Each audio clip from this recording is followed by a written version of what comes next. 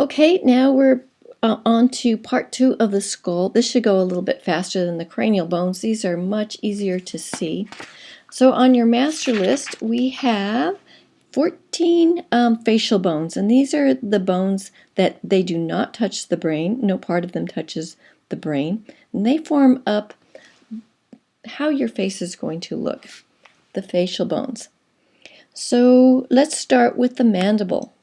Woo! So the mandible, the biggest bone of the skull. It's a strong bone too, and it is the only bone that is freely movable. The rest of the bones, remember, are they're immovable. They're held together by these seams called sutures. So the first thing on your master list is the ramus. Now, a ramus, we'll write this on the board, that's a term you need to know also, is an angular extension of a bone. And we're going to find those throughout the skeletal system. So a ramus, for the mandible, it's this area here. It starts about right here, and it goes up this way. It extends up this way. So this whole area here is the ramus of the mandible. So the next is the body. The body of the mandible is going to be this area that wraps all the way around from one side to the other, and it's going to be meeting the ramus on this side. So the body is like this horseshoe-shaped region right in here of the mandible. And then we have the angle. The angle of the mandible, the angle of your jaw, is right here. This is the point where the ramus and the body meet. So here is the angle of the mandible. Then we have a condylar process. So start thinking what those words mean. A condylar, it sounds like a condyle. It is going to be carrying a condyle. Remember, a condyle is a smooth, rounded, articular surface process. Well, the condylar process is just this region right here. A process, remember, is any bony projection. So this is the condylar process of the mandible. It sticks out right here. It is holding the condyle of the mandible. The condyle of the mandible is called the head of the mandible. And remember, the head of the mandible articulates with the temporal bone at this mandibular fossa. So this is forming the temporal mandibular joint. So the condylar process is this part here that's sticking up. It is holding the head of the mandible. The head of the mandible is the condyle. The condyle is the articulating surface right up here. So hopefully that will make more sense. The condylar process is just the process. It's holding the condyle. The condyle is called the head of the mandible. And I'm going to isolate the mandible from on here. So let's just isolate it. Oh, it took the teeth out too. Good. So it took the teeth out. So once again, here is the condylar process. Here is the head of the mandible. This is articulating with the temporal bone at the mandibular fossa of the temporal bone. And here we have another process, the coronoid process. The coronoid process is this thing that's sticking out, one on each side. It's kind of sharp edge to it. So the coronoid process here and the coronoid process here. And then we have the mandibular notch. The mandibular notch is just this notch in between the condylar process and the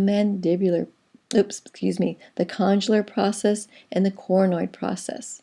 So this is the mandibular notch. Then we have the alveolar margin.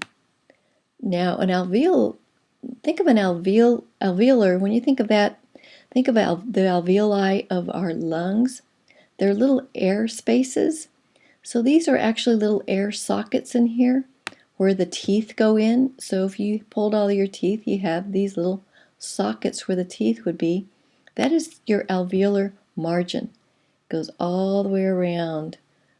So it's this whole area where the teeth are going into the mandible. And then the mandibular foramen. The mandibular foramen, remember, the foramen means a hole in a bone, a hole in a bone, an opening in a bone.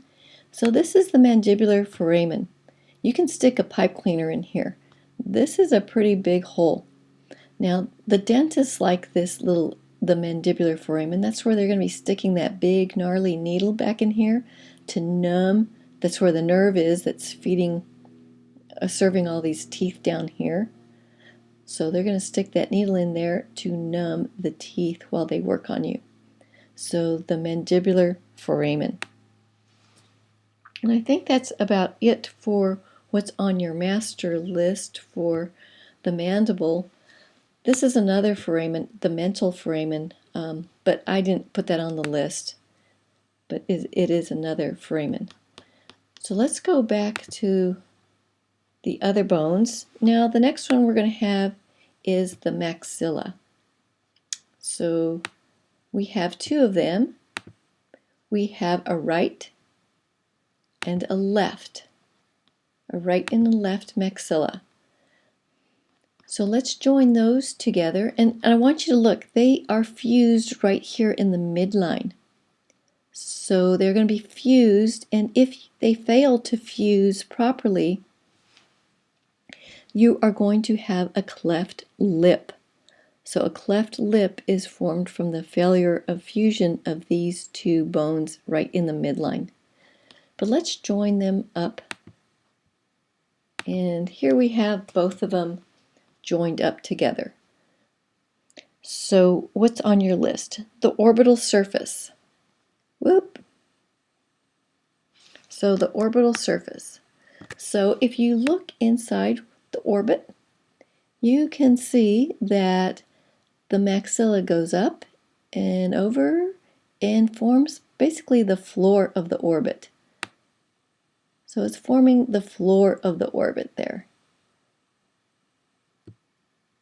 So the floor of the orbit, the orbital surface, the alveolar processes are margin, same as the mandible.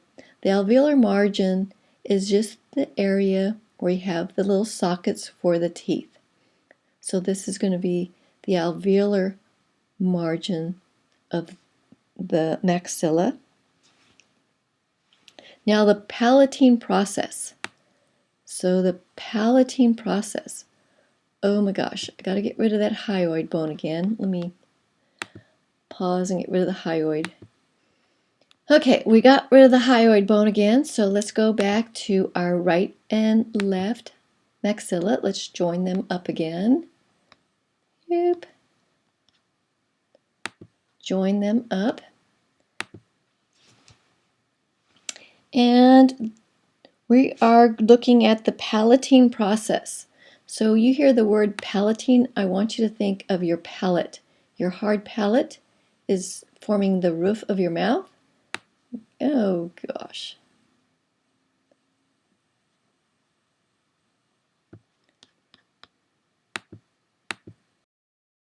Is forming the roof of your mouth.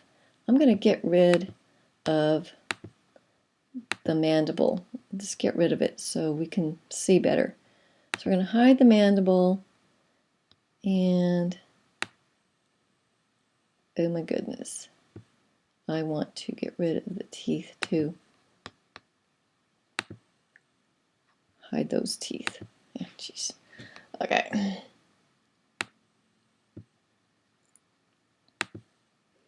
So okay, so got rid of the mandible. So now we have the right maxilla, the left maxilla. So they are, remember, they are fused right in the midline. And this is the palatine process of the right maxilla. Here, this is going to be the palatine process of the left maxilla. And together, they are forming the anterior portion of the hard palate, the roof of your mouth. So if you look at them, and if you put your finger on your upper teeth, and then you go on the back side of your teeth, you're going to hit the roof of your mouth. So do that so you can actually see. Go behind your teeth, and then you're going to hit the roof of your mouth. So this is formed by the fusion of the palatine process of the right and the left maxilla. If this fails to fuse, then you're talking about a cleft palate. You have a hole, an opening in the palate. Remember, the cleft lip was failure of fusion of the two maxillae right here. But a cleft palate is going to be failure to fuse right here. They are going to be joining another bone back here, the palatine bone, to complete the hard palate. But let's isolate the maxilla so we can kind of see what we're looking at. This is the horizontal plate. Here's the horizontal plate of the maxilla. Here's the right side and the left side. So here you can see the horizontal plate here isolated just from the right maxilla. It's easier to see in a disarticulated maxilla. We have these in the classroom. So once you see it, you'll go, oh, this is a pretty horizontal plate. It follows in the horizontal plane. So they're coming together to form this structure, the hard palate, part of the hard palate. So that's basically it for the maxilla. Make sure we got it. And then let's go back to the skull. And now we are going to be going to the zygomatic bone. You have a right zygomatic bone and you have a left zygomatic bone. So let's pop them both open. Zygomatic bone. So what do you need to know on your zygomatic bone? I just noticed I did not put down forms part of the orbit, so you do have to know it forms part of the orbit. Here it is. Remember, here's your orbit, and it forms the lateral part of the lateral wall of the orbit. And we have, and just to let you know that the zygomatic bone, this is your cheekbone. So if you put your fingers on your cheek, this bone that you feel, that's part of that's basically the zygomatic bone with a little bit of the maxilla coming in here. So, and we also have the temporal process of the zygomatic bone. So this part, the process is sticking out of the zygomatic bone. Temporal process, it tells us it's going to the temporal bone. Temporal process of the zygomatic bone. It's going to fuse with the zygomatic process of the temporal bone. Remember that? Zygomatic process of the temporal bone. Zygomatic process is going to the zygomatic bone. Temporal process is going to the temporal bone. And together, they are forming the zygomatic arch.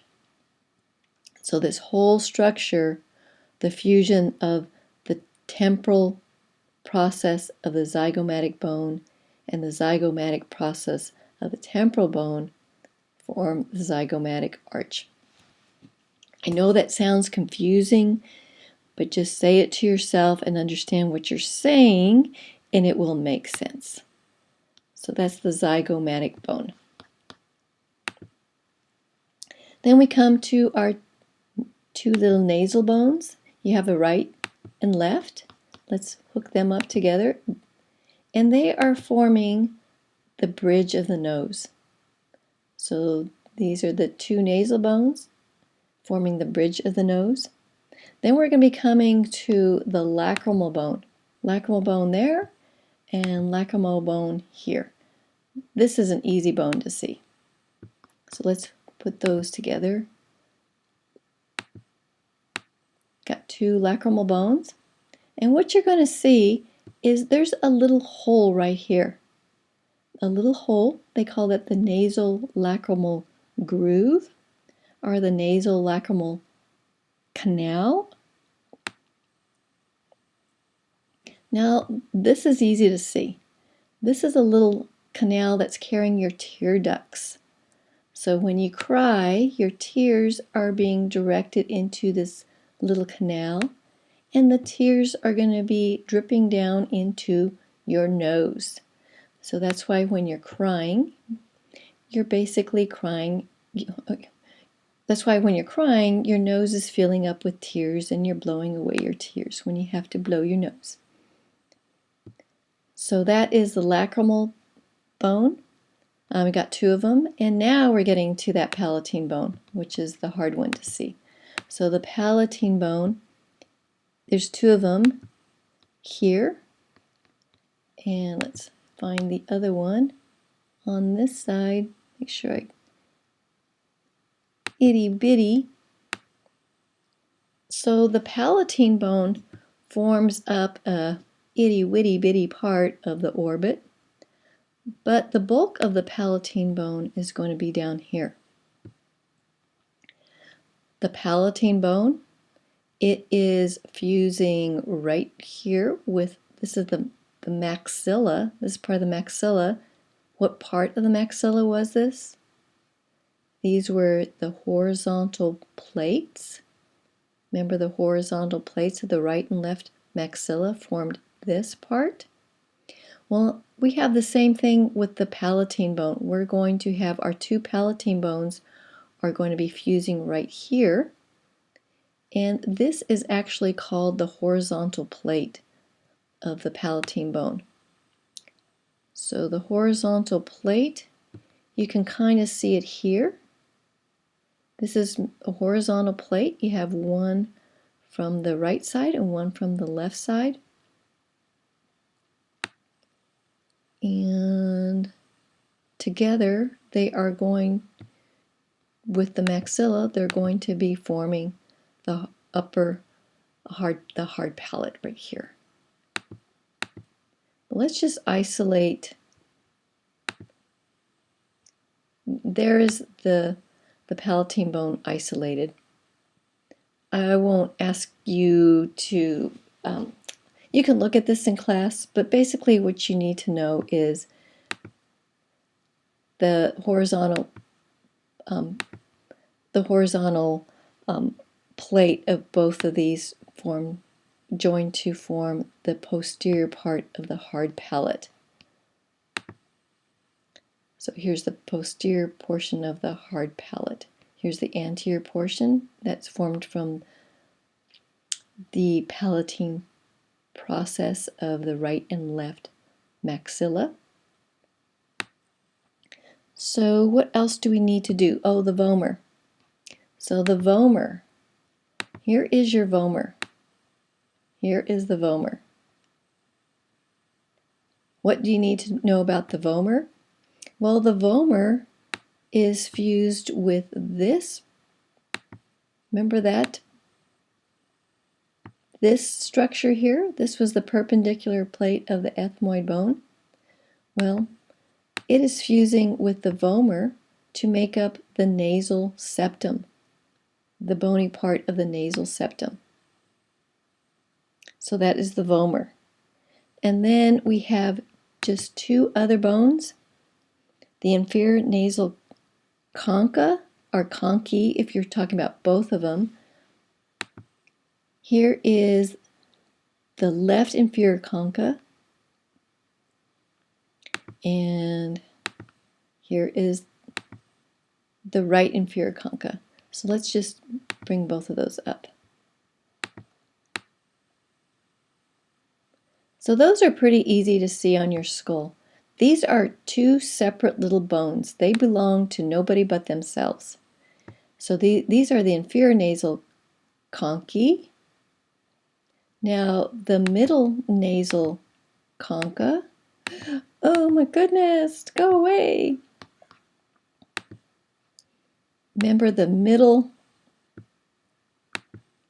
nasal concha are part of the ethmoid bone, and there's going to be a superior nasal concha that we cannot see because you just can't see it. So I think that's about it. The only other thing I want to do is I just want to briefly go over the 7 bones of the eye orbit. Now on your master list, if you look, you'll see where I put down a way to remember your bony orbits.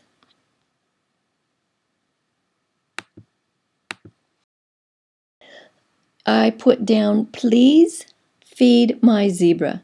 P, capital P, capital L, capital E, S, please. That corresponds to please. So P is going to be the palatine bone. Please. L is the lacrimal bone. I'm going to actually start joining all these together. So P, please, palatine bone. L, lacrimal bone. PLE, ethmoid bone. PLES. So S is going to be the sphenoid. PLES, feed. The F stands for the frontal bone. Remember, the frontal bone makes up the roof of the orbit. Please feed my. M, capital M stands for the maxilla. It forms the floor of the orbit. Please feed my zebra. Z, the Z stands for zygomatic bone. So those are the 7 bones of the orbit. Do you need to know those? For a lab practical, just the big ones. It's hard to label, these structures way in the back. But this part, the frontal bone, the zygomatic bone, the maxilla, those are pretty easy to label. But for a lecture exam, you most definitely need to know which are the 7 bones that make up the eye orbit. So I hope that helps, and we're going to be getting started with the vertebral column next. So goodbye, and I'll see you in class.